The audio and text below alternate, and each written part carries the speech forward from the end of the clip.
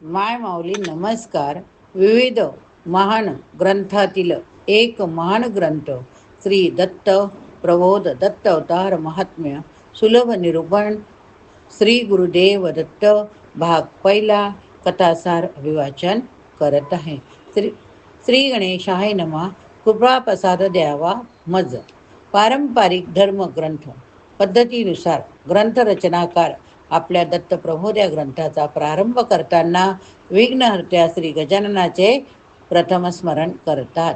त्याच्या कृपाप्रसादाची मागणी करीत त्यास म्हणता की बाप्पा गणेशा, तू सकल सिद्धीचा दाता, तू विघ्नांचा नाश करणारा, तू नियोजित कार्य पूर्णत्वास नेणारा, तुझ्या कृपेशिवाय मनुष्याने करू घातलेले किंवा मी करीन असे म्हटलेले कोणते कार्य पूर्ण होत नाही. पाण्याशिवाय नदीला, विहिरीला, जलाशयाला अर्थ नाही. लखलखतेपणाशिवाय सुवर्णाला, प्राणाशिवाय शरीराला जसा अर्थ नाही त्याचे मोल नाही, त्याप्रमाणे तुझी कृपा असल्याशिवाय जीवनात कसलाच अर्थ प्राप्त होत नाही. म्हणून हे प्रथम पूजका, मी तुला विनम्र भावे वंदन करतो. जसं ग्रंथकारांनी वर्णन केले, नमस्कार केला, वंदन केले, तसेच मी सुद्धा तुम्हा सगळ्यांच्या वतीने भगवंताला नमस्कार करते व आजपासून दत्त प्रबोध कथासार वाचनाला अभिवाचनातनं सुरुवात करते.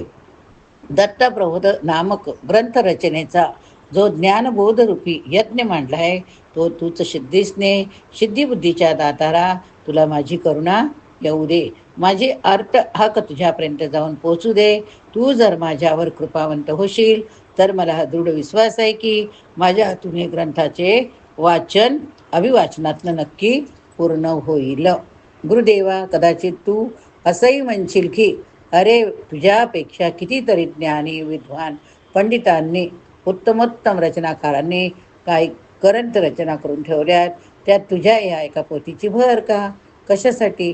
त्यावर देवा माझं एवढंच म्हणणं लढीवाळ उत्तर आहे की जर गरुडासारख्या प्रचंड बळ असलेल्या पक्षात जसे आकाशात विहार करण्याचे स्वातंत्र्य, त्याच आकाशात छोट्या चिमणीला आपले पंख पसरत असे वाटते ना, तसंच दत्तात्रेयच्या ह्या छोटी लेखन रेषा करायची जशी लेखकाला कल्पना आली तसंच मला अभिभाषणाची कल्पना आली आणि मी अगदी मनपूर्वक वाचन करते. जर काही चुकलं तर तुम्ही मला क्षमा करणारच. श्री गणेश सद्गुरू यांना वंदन केल्यावर आपणास मनुष्य जन्मास घालणाऱ्या आपल्या माता पित्याच्या चरणावरही नतमस्तक होतात. ते म्हणता की मायबाप हो, तुम्ही या जीवावर कृपा केली तेव्हा मी हे सगळं जग पाहू शकलो. तुमच्या इच्छेने, कृपेने मला या मानवी जन्म लाभला. म्हणूनच दिवस उगवल्यावर माता पिता असतील तर जरूर नमस्कार करा, नसतील तर फोटोला करील, नसतील तर मनाने त्यांची आठवण काढल्याशिवाय दिवसाला सुरुवात करू नका. जन्ममरणाच्या फेऱ्यातून सुटका करून घेण्याची, भगवंताशी आपले असलेले नाते ओळखून त्यांच्याशी एकरूप होण्याची, त्यांच्या चरणी देहपुष्प शरणागत भावाने वाहून कल्याण करून घेण्याची जी विनंती आहे, संधी आहे, त्याबद्दल काय बोलावे बरे. शेवटी त्या चित्तचालक, विश्वपालक, सर्वेश्वर परमेश्वराला वंदन करून आपण नारद पुराण ऐकलेच आहे, परंतु त्या नारद पुराणातील श्री दत्त प्रबोध या ग्रंथाचा पहिला मंगलचरणाचा भाग आपण या ठिकाणी संपवलाय. आता बघूया दुसरा भाग, नरमास भोजनाची इच्छा.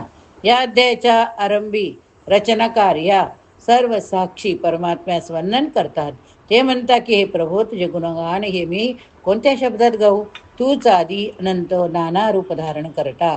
या विश्वाच्या प्रारंभी तूच ब्रह्मा विष्णू महेश त्रिगुण रूपात व्यक्त झाला. ब्रह्मा विष्णू महेश हे तुझेच देव अवतार.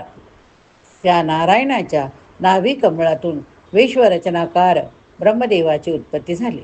त्या चतुरानन ब्रह्मदेवाचा एक सुपुत्र म्हणजे अत्री. या अत्रींची धर्मपत्नी ही स्त्री ही सती अनुसया. आम्हा सगळ्यांना हे माहिती आहे, पण ती तिच्या नावाप्रमाणे खरोखर जिच्या मनात कोणाबद्दलही जरा सुद्धा असूया नाही, आकस नाही, द्वेष नाही, मत्सर नाही, अशीच थोर पतिव्रता होय. ती एक सदाचारी, सद्गुणी, पतिनिष्ठ अशी आदर्श भार्या. ती तिचा पतिसेवेचा धर्म काटेकोरपणे सांभाळीत होती. ती तिच्या पतिकार्यात अत्यंत तत्पर दक्ष होती. तसं तर जगात अनेक पतिव्रता आहेत, असताही, पण त्या सर्वांच्याच मनात निरपेक्ष निर्लोभ अशा पतिसेवेचा सतत भाव असतोच, असे काही सांगता येत नाही. काही स्त्रिया तर आपल्या पतीवर त्याचे धन, वैभव, संपत्ती पाहून प्रेम करतात. त्या पतीची सेवा करीत असताना सर्व भावे त्यांच्याशीच एकरूप असतात असे नाही. मात्र अनुसया ही अशी नव्हती. ती सर्वस्वी आपल्या पतीशी एकरूप, प्रामाणिक सेवारत होती. खऱ्या पतिव्रतेचे जे आणि जेवढे म्हणून गुण मानले जातात, ज्यावरून पतिव्रतेचे मोल केले जाते, ते सर्व गुण तिच्यात अगदी पूर्ण भरलेले होते. ती रूपलावण्याची अलौकिक अशी खाण होती. अत्री ऋषींच्या पत्नीबद्दल, सती अनुसयेबद्दल आणि असं बरंच काही सांगून मग रचनाकार श्रोत्यांना परिव्रतेच्या काही खास गुणांची माहिती देतात. ते पतिव्रतेचे कर्तव्य सांगतात. तिचा सेवाभाव कसा असावा, ती कशी पतिसेवा दक्ष असावी, तिचे वर्तन कसे असावे, कसे असू नये, हा भाग सांगतात. त्यानंतर रचनाकार श्रोत्यांना म्हणतात की आजवर खऱ्या अर्थाने ज्या कोणी अनुसयेसारख्या थोर पतिव्रता होऊन गेल्या, त्यातील एक थोर पतिव्रता म्हणजे श्रीयाळ राजाची पत्नी चांगुना. त्या गंगेसारख्या पवित्र, निर्मळ, कोमल, सद्गुणी अशा चांगुना सतीची पतिव्रतेची कथा मी तुम्हाला सांगतो, ती आता ऐका.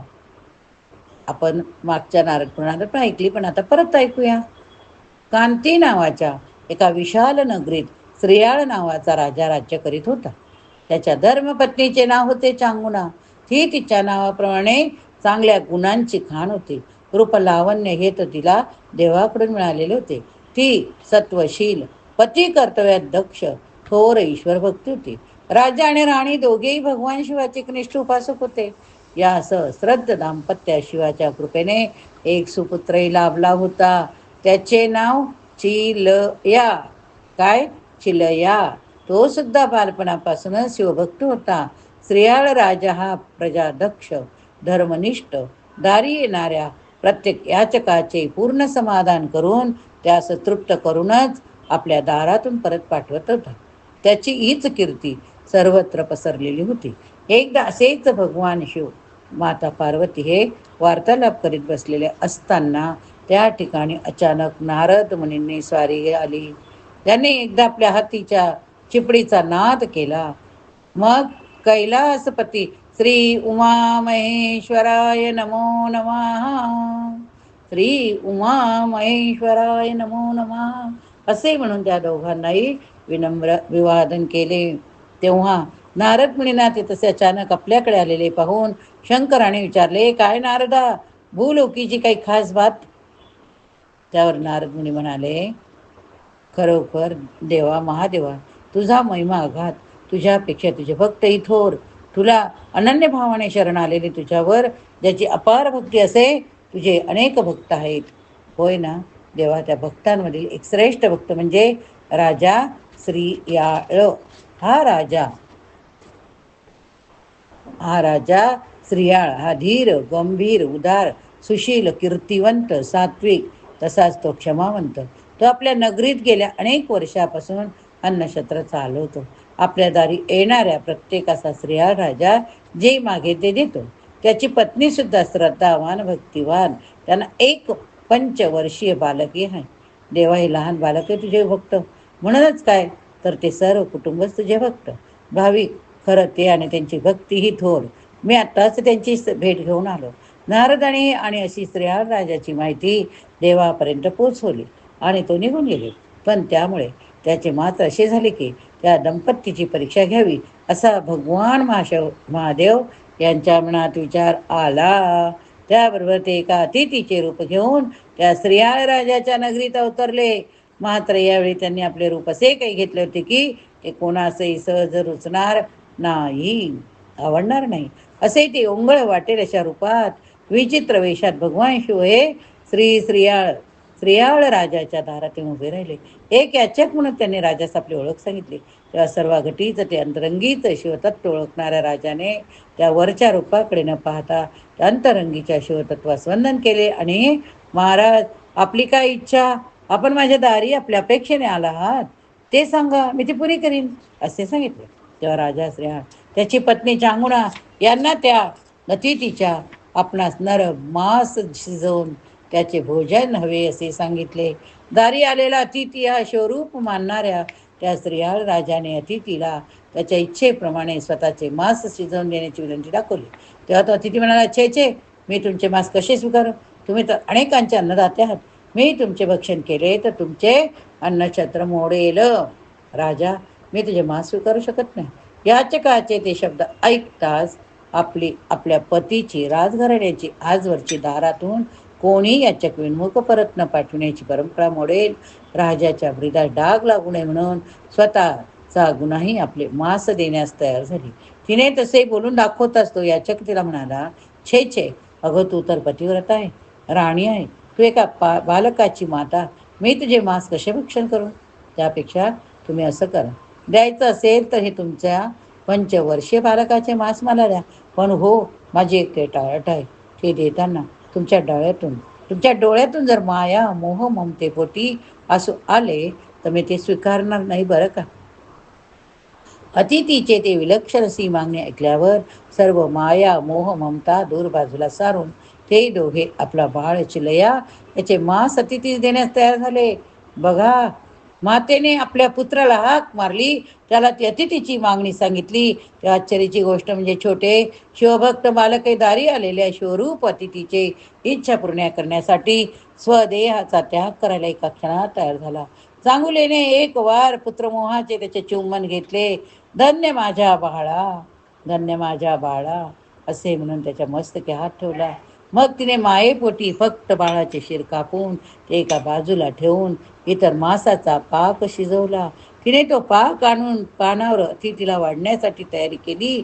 पण तेवढ्यात अतिथी ओरडला, हे काय, बाळाचे शिर का लपवले? त्याआधी माझ्यासमोर आणा. चांगुलीने तेही आणले हो. तेव्हा त्या अतिथीने ते तिला आपल्या डोळ्यासमोर ते बाळाचे शिर उकळात घालून डोळ्यात पाण्याचा एक टिपूसने अंता कांडायला सांगितले. धन्य धन्य ती चांगुणा जी आपल्या सत्व परीक्षेसाठी तेही करायला तयार झाली. जणू काय त्या हुबैत्याने निज सत्वाचे घोळ केले, धैर्याचे मुसळ हातात धरले, माया मोह ममतेचा दूर सारले. चांगुणा चिलया बाळाचे शिर कांडण करू लागली. पण तेवढ्यानेच भागले नाही. ते बाळाचे शिर कांडण करीत असताना एकीकडे त्या अतिथीने तिला गाणे गाण्यास सांगितले. ईश्वरनिष्ठ चांगुणीने तेही सुरुवात केली. त्या गाण्यातून आपल्या बाळाचे कौतिक करू म्हणू लागली, बाळा, स्वदेहाचे दान करून तो शिवपदास गेला आहेस. थांब थांब, थोडा थांब, अतिथीची भोजन इच्छा पूर्ण करून मी तुझ्याकडेच येते. असे म्हणून मोठ्या निग्रहाने तिने ते पात्र वाढून अतिथीच्या आपल्यात ठेवले. ते दोघेही हात जोडून भोजनासाठी प्रार्थना करू लागले. पण अतिथी काही भोजनास प्रारंभ करेना. श्रेयाळ राजाने विचारले, महाराज, आता तरी भोजन करा ना, आता काय झाले? तेव्हा तो अतिथी म्हणाला, राजा, या भोजनात तूही माझ्याबरोबर बैस. अतिथीचे ते शब्द ऐकून राजा चिंतेत झाला. चांगुणाने त्याला समजावले. शेवटी सत्वाच्या रक्षणासाठी राजा पानावर बसला, तरी अतिथी काही भोजनास आरंभ करीनात. राजा चांगुणा यांनी कारण विचारले. तेव्हा तो त्याला म्हणाला, काय म्हणाला? मी पुत्रकाच्या घरी अन्न घेऊ नये हे शास्त्र तुम्हाला माहीत नाही का? असे म्हणत अतिथी पानावरून उठला. तेव्हा मात्र श्रेयाळ चांगुणा यांचा भावनेचा बांध फुटला. त्याने हात जोडून विनवणीच्या स्वरात म्हटले की, हे अतिथी देवा, अरे तुझ्या इच्छेप्रमाणे आम्ही आपल्या एकुलत्या एका पुत्राचे दान केले. तू मात्र आम्हास निपुत्री ठरवून आमच्याकडच्या भोजनास नाकारतो. अरे हा कुठला तुझा घरचा न्याय? असे म्हणून चांगुणाने अंतिम उपाय म्हणून आपल्या उपास्य देवतेला अर्थात शिवशंकराला हाक मारली. ती म्हणाली, प्रभू, ही कसली असली एका मातेची सत्व परीक्षा? अहो, माझा एकुलता एक बाळ या अतिथीला दिला तर हाच मला निपुत्री म्हणून माझ्या भोजनाचा अवहेर करतो. हे महादेवा, मला जे जे द्यायचे होते ते मी आता अतिथी रूपातला मानून दिले. आता तूच माझे सत्व सांभाळ. असे म्हणून त्या हुबैत्यांनी भगवान शिवाच्या नावाने आर्त टाओ फोडला. कोणी एक अतिथीदारी येऊन श्रेयाळ राजाची चांगुणीची परीक्षा घेता ही वार्ता नगरात पोचली. नगर जने तेथे धावत आले.